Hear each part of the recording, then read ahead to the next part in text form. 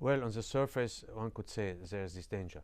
On the other side, if you compare how it was 10, 12 years ago, there was a tremendous progress made. Yeah, like after the war, you had, say, only 3 ministries. The state had only 3 ministries: foreign affairs, foreign trade, and civil affairs. Now it has 10 ministries. It really looks like a government, with competences. But there are still tensions, very Absolutely. clear tensions as Yeah. well. How do you deal with them? Well, I would wish to deal with them like in Northern Ireland. You also started in '96 to build peace, and ultimately you reached the Good Friday Agreement here.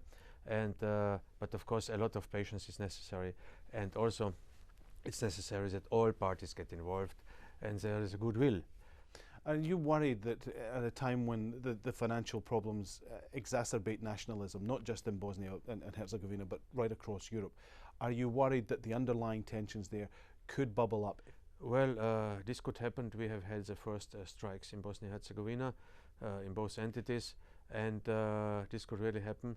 But again, I think this is also a time maybe of solidarity, of looking for hidden reserves, and looking also for talents in the country. For me, Bosnia is a country which has a tremendous potential in human resources. You've talked about Dayton. There has been some speculation that there may be a need for a Dayton 2. Do you think that's a realistic demand? Do you think that there is a need to put in another process which will help develop Bosnia and Herzegovina? Well, Dayton is not completely implemented. It's not perfectly implemented. So some people were speaking about Dayton 2 or Dayton Plus. I think Bosnia-Herzegovina is now on its way from Dayton to Brussels, from Dayton logic to Brussels logic. And of course, in between there are 5,000 kilometers, These are about 140 marathons.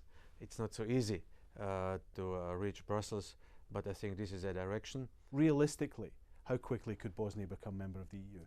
Well, it depends on the government, but I would wish, say, 100 years after the outbreak of the First World War, which started in Sarajevo in 1914, maybe 2014, 2015, 16, this would be a realistic time period.